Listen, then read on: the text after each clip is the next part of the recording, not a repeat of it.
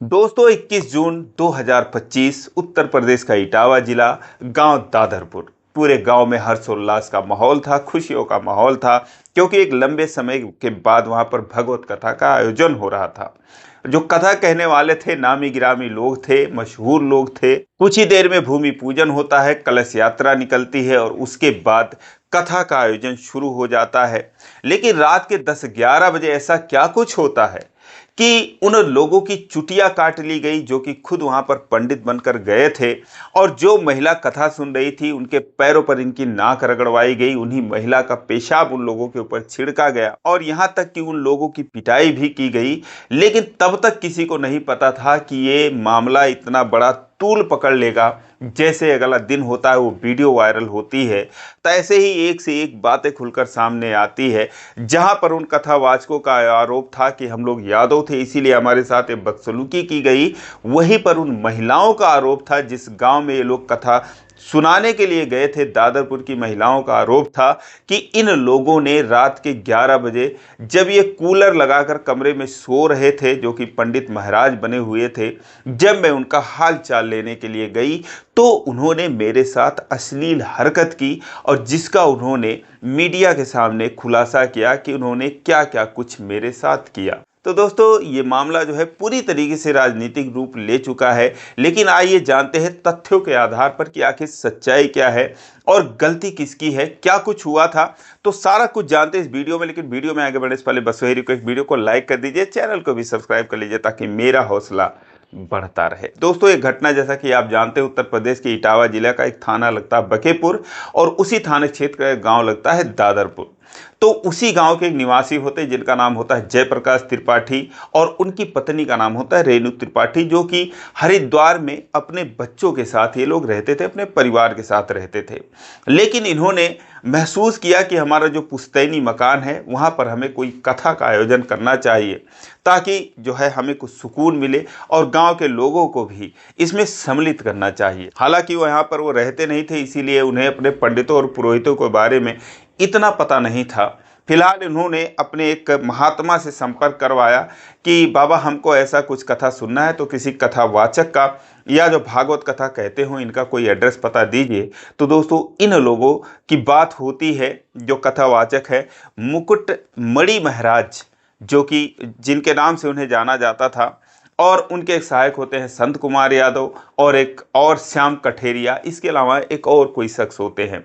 तो इन चारों लोगों से इनकी बातचीत होती है। दिन तय होता है 21 जून 2025 का। अब ये सारे लोग 21 जून को जुटते हैं, उस भूमि का पूजन होता है जहाँ पर भगवत कथा का आयोजन होता है। एक बाकायदा गद्दी बनाई जाती है, व्यास गद्दी, जो कि बहुत ही पवित्र स्थान होता है, शीर्ष स्थान होता है। और उसके बाद उस पर बैठते हैं मुकुट मणि महाराज, जिनका कि असली नाम होता है मुकुट सिंह यादव। लेकिन चूंकि कथा इन्हीं को कहना था, किसी को नहीं पता था कि ये यादव बिरादरी के हैं या किस बिरादरी के हैं। वो आते हैं और कथा अपना शुरू करते हैं। लेकिन जो दादरपुर गांव है उसमें अधिकतर ब्राह्मण है, 103 घर ब्राह्मण है, तो वहां पर एक से एक विद्वान ब्राह्मण भी हैं। उन लोगों को लगा कि ये जो कथा कह रहे हैं, इनकी कथा कहने की शैली जो है वो बिल्कुल किसी ब्राह्मण पंडित की तरह नहीं लग रही है। ऐसे लग रहा है कि ये कोई और हैं। तो इनको इस पर संदेह होने लगा। लेकिन अक्सर जो है धर्म कर्म का जो काम होता है वहाँ पर अगर कुछ गलत भी हो रहा हो तो लोग बहुत देर से कहते हैं, बहुत संकोच करते हैं। इसीलिए जो बाबा लोग होते हैं वो बहुत देर से पकड़े जाते हैं गलत काम करते हुए। आप लोगों ने उदाहरण देखा होगा, कहने की ज़रूरत नहीं है कि बरसों तक वो लोग गलत काम करते रहे, लेकिन किसी एक ने जब हिम्मत उठाई और उसने जो है अपनी आवाज़ प्रशासन तक पहुंचाई, तब इन बाबाओं का पर्दाफाश हुआ। चाहे वो आसाराम बापू हों, चाहे राम रहीम हो, रामपाल हों, कितने ही ऐसे बाबा हैं जो कि बहुत देर से पकड़े गए। और इसका कारण यही है कि लोग बाबाओं पर उंगली नहीं उठाते। अगर वो कुछ गलत भी करते हैं तो वो सोचते हैं कि चलो क्या ही कहना, हमें जो है धर्म कर्म से मतलब है, इनसे कुछ पुण्य और आशीर्वाद तो मिल ही रहा है। तो यही बात यहाँ पर भी हुई। वो लोग जो है अपना कथा का आयोजन करते रहे, लेकिन यहाँ पर जो कथावाचकों की गतिविधियाँ थी वो इन लोगों की थोड़ी सी संदिग्ध लगी, क्योंकि जो महिला थी रेणु त्रिपाठी या जो अन्य महिलाएं थी जो कि उसमें भाग ले रही थीं, क्योंकि बहुत सारे रिश्तेदार इसमें शामिल होते हैं। जैसे शादी विवाह में सारे रिश्तेदार जुट जाते हैं, सबको बाकायदा कार्ड दिया जाता है, तो वैसे भी भागवत कथा के भी ऐसा आयोजन होता है जो कि करीब 1 हफ्ते तक चलता है। तो सारे रिश्तेदार इसमें जुटते हैं। तो सारी जो महिलाएं थीं उनका कहना है कि जो बाबा थे, जो कथावाचक थे, मुकुटमणि महाराज थे, जिनकी उम्र 39 साल है, उन्होंने उन महिलाओं के हाथ को गलत तरीके से पकड़ा, उनकी उंगलियों का गलत तरीके से छुआ। क्योंकि आपने देखा होगा कथा में, भागवत में, कि जो पंडित जी होते हैं वो कहते हैं कि यहाँ पर ये रखो, यहाँ पर टीका लगाओ। तो वो उंगलियां पकड़ पकड़ कर, हाथ पकड़ पकड़ कर जो है महिलाओं का, वो ये सब करवा रहे थे। तो उन लोगों को भी थोड़ा सा अजीब लगा, लेकिन उन लोगों ने सोचा कि चलो कोई बात नहीं, ये हमारे गुरु हैं और क्या पता गुरु और शिष्य का यह प्रेम हो। क्योंकि एक बाप भी अपने बेटी का हाथ पकड़ता है कि बेटा ऐसे नहीं, ऐसे करो। तो यहाँ पर भी यही चीज़ें उन लोगों के दिमाग में आ रही थी कि चलो कोई बात नहीं, महाराज जी हैं तो आप हमारे सही के लिए ही कह रहे हैं, हमारा पूजा सही तरीके से करवा रहे हैं। लेकिन लोगों को शक तो हो ही गया था कि ये जो है हो ना हो, ब्राह्मण जैसे तो लग नहीं रहे हैं। लेकिन दोस्तों, जब रात का भोजन हो गया, भोजन के बाद ये सारे लोग विश्राम करने के लिए गए। तो गर्मी बहुत है आजकल, जैसा कि आप लोग जान ही रहे हैं।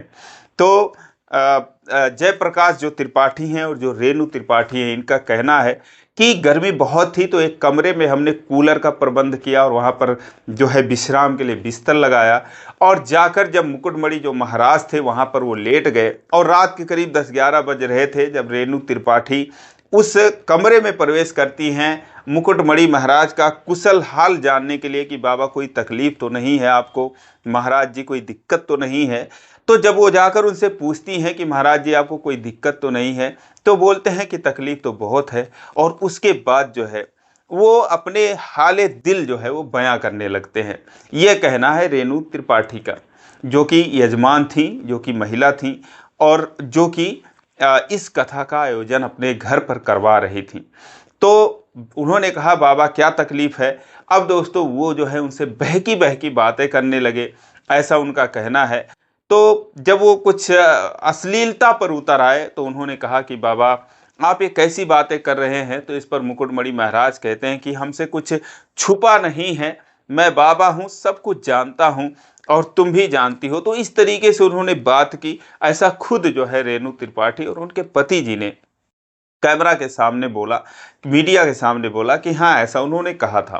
लेकिन कुछ ही देर बाद जो रेणु त्रिपाठी थी वो स्तब्ध रह गई और उसके बाद बाहर आती हैं, अपने पति से कहती हैं कि महाराज जी तो ऐसी ऐसी बातें कर रहे हैं, ये कैसे महाराज हैं। उसके बाद वो खुद जाके उनसे अंदर उनसे पूछते हैं कि बाबा आप ये कैसी बातें कर रहे हो और आप आखिर किस बिरादरी के हो। जो दिन भर का उनका खुन्नस था उन्होंने आखिर पूछ ही लिया। तो वो उठ के बैठ गए और उसके बाद थोड़ी देर में वो बता दिए कि मैं जो है यादव हूँ। जब ये बता दिए तो फिर ये सारे लोग जो ब्राह्मण थे वो जुट गए और उसके बाद उनसे सवाल जवाब करने लगे। इस पर जो है उन्होंने उनको धमकाया कि मैं यादव हूँ और मेरी पहुँच जो है वो बहुत ऊंचे तक है, मैं तुम लोगों को यहाँ से उठवा लूँगा। और इस बात पर सारे लोग आक्रोशित हो गए, सभी लोग इकट्ठे हुए। और उसके बाद उन दोनों लोगों की जो संत कुमार यादव थे जो कि सहायक थे, और जो मुकुटमणि सिंह यादव थे जो कि मुख्य कथावाचक थे, उन लोगों की चुटिया काटी गई। यहाँ तक कि जो संत कुमार यादव थे उनका सर पूरी तरीके से मुड़वा दिया गया। एक जो ढोलक बजाने वाले थे जो उनका नाम श्याम कठेरिया होता है, तो वो नेत्रहीन है, तो उनके साथ थोड़ी कम बदसलूकी हुई। लेकिन इन लोगों के साथ पूरी रात बदसलूकी होती रही, इनको मारा पीटा गया। और कहा तो यहाँ तक भी जाता है कि जो महिला यजमान थी उनका जो है वो पेशाब लाकर उनके ऊपर छिड़का गया कि ये यादव हैं और इनको जो है पवित्र करने की ज़रूरत है। ये सारा खुंदस उन लोगों ने इसलिए निकाला कि जो यादव थे उन्होंने पूरे गांव वालों से अपने पैर छुआए और ब्राह्मण बनकर, और लोग जो है उनका महाराज समझकर उनका जो है वो सेवा करते रहे, उनके पैर छूते रहे। तो इन सब चीज़ों का अचानक से लोगों के अंदर गुस्सा आ गया कि एक यादव होकर और इस तरीके से हम लोगों के साथ, हमारी बहन बेटियों से इन्होंने पैर छुआया। और उसके बाद फिर दोस्तों उन लोगों के साथ जो भी कुछ किया गया वो लोग अब इतने लोगों की भीड़ में कुछ कह नहीं सकते थे, सारा कुछ उन्होंने सहन किया और चुपचाप जो भी कुछ ये लोग कहते गए वो करते गए। उन महिला जो यजमान थी उनके पाँव छूने के लिए वो जाते हैं तो कोई बोलता है नाक रगड़िए, वो बाकायदा नाक रगड़ते हैं। वो चप्पल पहन के खड़ी हुई महिला थी, उनके पैरों पर वो नाक रगड़ते हैं और फिर उसके बाद बहुत सारे वहाँ पर जूते चप्पल रखे हुए थे, जैसा कि माना गया कि सारे लोगों से इन्होंने पैर छुआया है। तो इनका जो है यही सजा है कि इन जूतों और चप्पल पर अपना सर रखकर वो इसका प्रायश्चित करें, और ऐसा ही उन लोगों को करना पड़ता है। लेकिन जैसे ही सुबह होती है दोस्तों, ये खबर, ये वीडियो वायरल होती है और उसके बाद हंगामा मच जाता है। तो महिला का तो ये कहना है कि जो यजमान थी कि उन्होंने हमारे साथ अश्लीलता की, पूरा दिन ये जो है अभद्रता करते रहे, अश्लीलता करते रहे, लेकिन जब रात को हद हो गई और ये छेड़खानी पर उतर आए तो फिर मैंने अपने पति को बताया और उसके बाद ये सारी चीज़ें निकल कर आई। इसमें जातिवाद की कोई दिक्कत नहीं थी। अगर वो कथा कहने वाले थे तो हम कथा सुनने वाले थे, हम विधि विधान से सब कुछ करने के लिए तैयार थे। लेकिन अब पक्ष जान लेते हैं इन कथावाचकों का। इनका कहना है कि जैसे ही हमें इन लोगों ने भोजन के लिए आमंत्रित किया, हम भोजन पर बैठे, वैसे ही पहले इन्होंने उधर भोजन निकाला जा रहा था, इधर इन्होंने पूछ लिया कि महाराज जी आपकी जाति क्या है। तो पहले तो ये बोले कि हमने बोला संतों की कोई जाति नहीं होती है और हम जो है बस ऐसे ही कथा कहते हैं। लेकिन जोर देकर उन्होंने पूछा कि आपकी जाति क्या है। तो फिर उन्होंने बताया कि हम यादव हैं और पिछले 15 सालों से हम कथा कह रहे हैं, कोई दिक्कत नहीं है। लेकिन इस बात पर ये लोग आक्रोशित हो गए और बोले तुम यादव है, तुम्हारी हिम्मत कैसे हुई इस गांव में आने की और हम लोगों से पैर छुआने की। तो सारा मसला ये है। और दोस्तों, उन महिला का जो आरोप है उसका कोई सबूत हो या ना हो, लेकिन जो इनका आरोप है, जो कथावाचकों का आरोप है, उनके अलग अलग वीडियो आ रहे हैं जिसमें एक जगह बाकायदा चारपाई पर बैठकर पंचायत हो रही है। 3-4 चारपाइयाँ लगी है और वहाँ पर बीच में जो है मणि मुकुट सिंह यादव बैठे हैं और उनसे ये लोग सवाल जवाब कर रहे हैं कि तुमने अपनी जाति क्यों छुपाई और तुम पता नहीं यादव भी हो या फिर और दलित कास्ट का संबोधन करते हुए कहते हैं कि शायद तुम वो भी हो सकते हो, तो तुम लोगों ने हमें धोखा दिया है, तुम्हारी हिम्मत कैसे हुई। तो सारा मसला जहाँ तक समझ में आ रहा है वो यहीं से शुरुआत होती है, उनके बिरादरी को लेकर, और इसी बात को लेकर हंगामा है। लेकिन अब ये राजनीतिक तूल पकड़ लिया है।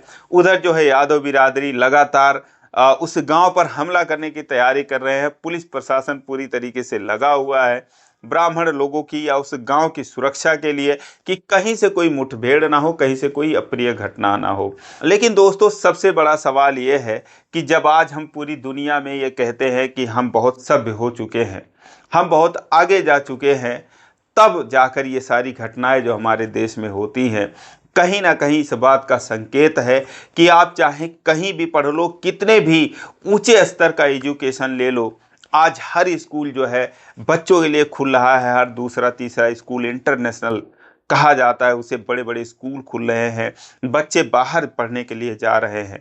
कुछ भी कर लो, कितनी भी शिक्षा हो जाए, लेकिन दोस्तों ये जो जातिवाद है ये मिटने वाली नहीं है, जो सदियों से चली आ रही है। दोस्तों, कहीं ना कहीं ये इस बात का प्रमाण है कि आज भी हमारा देश इन सब चीज़ों में उलझा हुआ है और आज भी हम सभ्य नहीं बन पाए हैं। तो दोस्तों, ये रही कहानी। आपकी इस घटना पर क्या राय है कमेंट में जरूर लिखें। ये वीडियो अच्छी लगी तो वीडियो को लाइक नहीं किया तो लाइक कर दीजिए, चैनल को सब्सक्राइब कर लीजिए इसी प्रकार की कहानियों के लिए। फिर मिलेंगे अगले वीडियो में, तब तक के लिए जय हिंद।